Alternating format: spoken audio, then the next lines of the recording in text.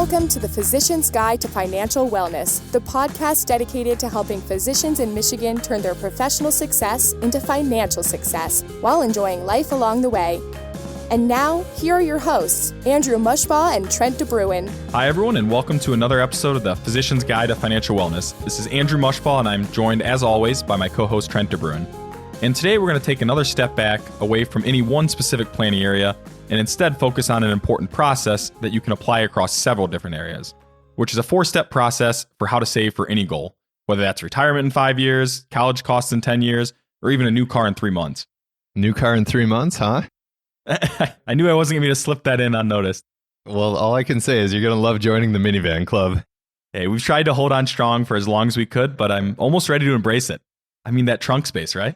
Well, we should probably stop while we're ahead or behind in revealing how full on dad mode we both are behind the scenes here. It's a very good point. So regardless of if the goal is a minivan or a Tesla, it will still follow that same process that we'll go through today. And for anyone who has listened to other episodes, it's likely clear that we're big fans of creating a process or framework you can follow to help remove the guesswork and potential gray areas that often come with managing your finances.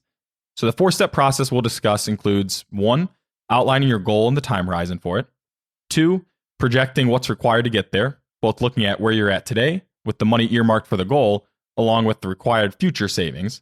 3, planning and automating. And 4, revisiting your progress and adjusting over time. So Trent, why don't you start us off with an overview of step 1 in the process? Sure. Well, once you've hit your low point and realize it's time to buy a minivan. Stop. This is still too soon. Hey, I'm just glad you're joining the club. But joking aside, the first step in planning for a goal is to first clearly identify what the goal is. And yes, this does seem like it should go without saying, but you may be surprised by how important this first step is and the clarity it provides. It's not uncommon to have various goals floating around in your head, retirement in the future, paying for college, buying another car in a year, etc., that you've thought about from a high-level perspective, but have never actually gone beyond that or reflected on the specifics of the goals. On the surface, that's better than nothing because you've at least identified potential expenses or purchases you'll need to plan for in the future, but that still leaves a lot of gray area in terms of how to actually fund and reach those goals. For example, what does it mean to pay for college? Is that 4 years of public in-state tuition, 4 years of private school? Is it paying for 100% of college costs, including room and board, or a set dollar amount that you might want to reach? Alternatively, when thinking about buying another car in 1 year, is that buying a used 2018 model that might cost $20,000, or is that a new Audi that could cost $80,000? As you can see, there's a big difference between simply having a rough idea of a future goal versus having a specific and tangible goal. So step 1 is to identify what your goal is and take the extra step of quantifying what that means for you in terms of expected cost, which for some goals, like paying for college, you may not know the exact dollar amount, but that's okay in this first step. And as a quick side note, the scope of this episode is around the process of saving for any one goal, so we'll stay focused on that. However, it's worth noting that this process should be incorporated into an overall financial plan as well. The reason why is because you don't want to make the mistake of assuming that just because you can meet one goal, like buying that $80,000 Audi in a year, it won't impact your ability to meet your other goals as well, like retirement or paying for college. Hopefully that goes without saying, but we wanted to add that as well. Once you've identified the goal and broken it down into something specific and tangible, the next part of step 1 is to look at the time horizon for the goal. This is important for several reasons, which we've highlighted in other episodes, so we'll just give the quick summary. Knowing the time horizon allows you to have a definitive endpoint for when you'll need the money and allows you to back into what you should do with the money in the meantime. For example, should you invest it or leave it in cash? And if you invest it, exactly how should you invest it? Going back to our example of paying for college, after you've identified that you want to pay for, say, 100% of the average in-state public school tuition cost, you need to know by when. Do you want to have that money fully saved up by the time your child or grandchild is a freshman? Or is the time horizon really 4 years later than that because you want your plan to include the potential to pay for some costs out of cash flow? There's no right or wrong answer here, but the main takeaway with step 1 is to get extremely clear on exactly what the goal is, both qualitatively and financially speaking, and when you want to accomplish it, both of which will be defined in your own terms. Yeah, and after you have those goals defined in your own terms, the next step is to project out and look at what it'll take to meet the goals based on your unique time horizon. In step 2, this is where people are often the most overwhelmed because it can be hard to know exactly where to start because you have to start making assumptions and there are additional variables to consider. And in general, the longer the time horizon, the more gray area there is with the assumptions involved and the impact they'll have on the level of confidence you can have with being quote unquote precise with exactly what's required. For example, if you look at buying a car in 6 months, you can have a fairly high level of confidence as to what the cost will be of that car. So you can look at what you have saved up for that car already, and then subtract that from the cost of the car to quantify the gap. And if you followed through with step 1, you will have decided on the plan already. In other words, you would have specified the total dollar amount you want to pay for the goal, car in this example, and the manner in which you would pay for that car, all in cash or partially financed. Which, as a general side note, because of how straightforward the process can be for any near-term goals, we typically recommend leaving any money earmarked for a goal less than a year away in cash. So that's a more straightforward situation where there aren't too many variables or other considerations you need to factor in given the time horizon. But as I mentioned, this changes as the time horizon for funding your goal expands.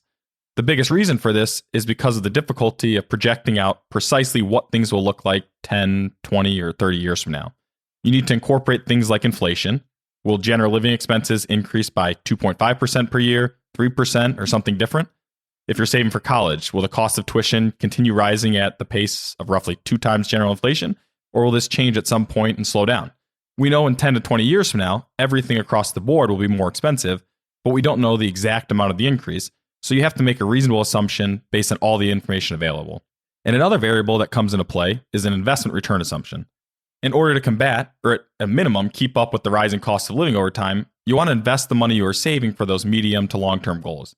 Otherwise, you're slowly losing or negating the money you are saving for future goals simply because of the erosion of what that $1 you're saving today will be worth in the future. So knowing you should invest the money, you'll need to incorporate some rate of return that you'll earn on that money you're saving each year for the future goal. Which, as another general side note, similar to how we don't recommend investing cash for any goals within 12 months, we take a similar risk-reward approach to saving for goals beyond 12 months. For those goals that may be 1 to 5 years away, we typically don't recommend saving for that goal by investing everything in the stock market.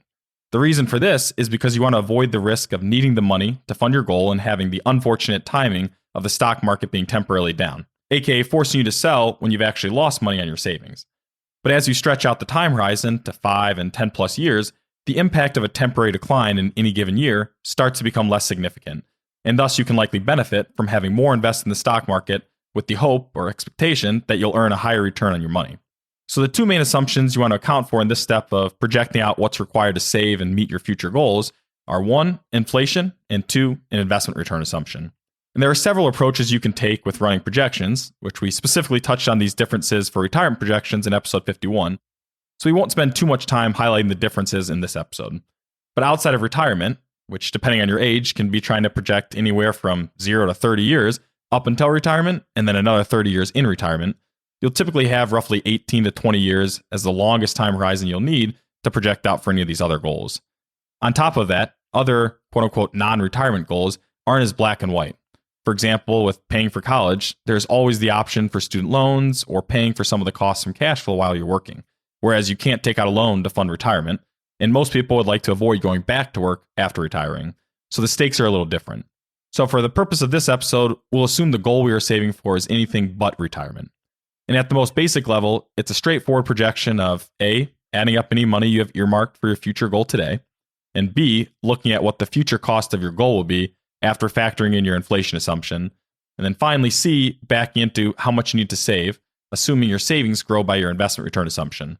By following that process, you at least have a starting point of how much you should save to get you as close to or ahead of being able to fund that future goal. So after you have a clear understanding of your goal, the time horizon for funding it, and you understand how much you need to save each year in order to reach your goal, you can move on to step 3, which is to zoom out to your overall financial plan to see how this one goal impacts it. In step 2, you calculated the savings required to reach the goal, which is necessary before you can move to step 3, but knowing what's required versus actually being able to save that amount are 2 separate things. For example, you may have found out in step 2 that you need to save $10,000 a year over the next 10 years to fully fund your college goal. The next logical question is, how do you save this $10,000 a year, and is that reasonable based on your situation? On one hand, you may have been already saving or diverting more than $10,000 a year toward your bank account and therefore have wiggle room to now earmark that savings toward college instead. Or alternatively, you may realize that you don't have $10,000 a year readily available to save for this college goal, or at least based on your lifestyle and what you're currently saving for other goals. Your answer to this question and whether or not you have $10,000 a year that can be directed toward college savings will impact what you do next. If the answer is yes, that's obviously the easiest scenario in terms of planning. You just have to put your future savings to better use by directing the money to a 529 plan or investing it in a taxable investment account to help combat inflation and stretch the money as far as possible by earning a higher rate of return on it. If the answer is no, the situation becomes tougher. If this is the case, you want to step back and look at your overall financial plan and prioritize what's most important to you. For example, maybe you'll have a pay raise next year and you'll plan to earmark that money toward the college savings goal. Or maybe you're saving more for retirement than what's required and are therefore ahead of schedule and can divert some of the retirement savings toward the college goal. Or maybe you just realize that your current goals in aggregate aren't realistic and need to be adjusted.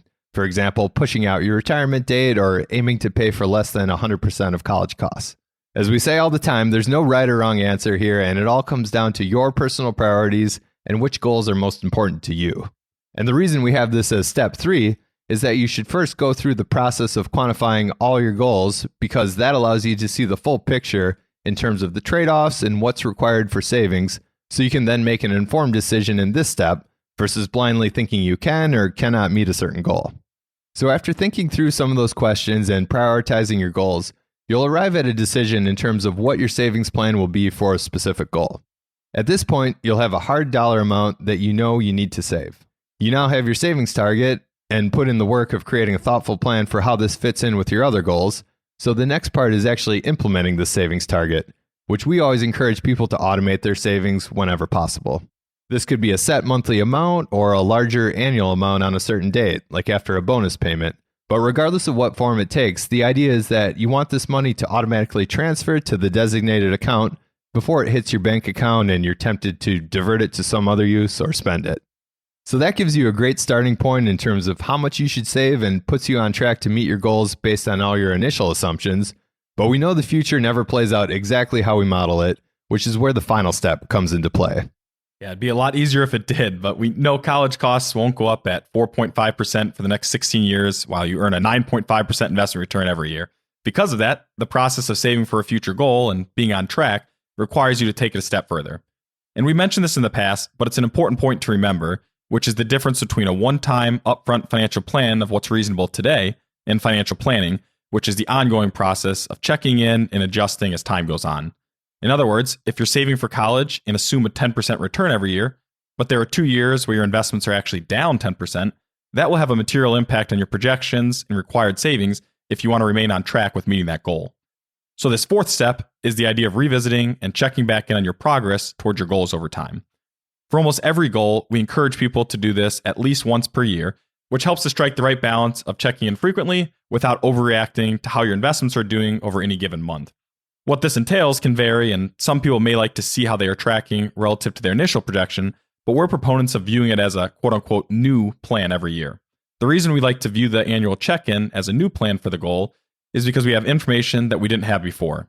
We know exactly what transpired over the past year from an investment perspective and what the actual cost of your goal is today. So whether we were ahead or behind relative to what we projected isn't necessarily relevant per se. What we mean by this is that you shouldn't hold too much weight in whether something was better or worse than expected, and instead embrace what this looks like moving forward.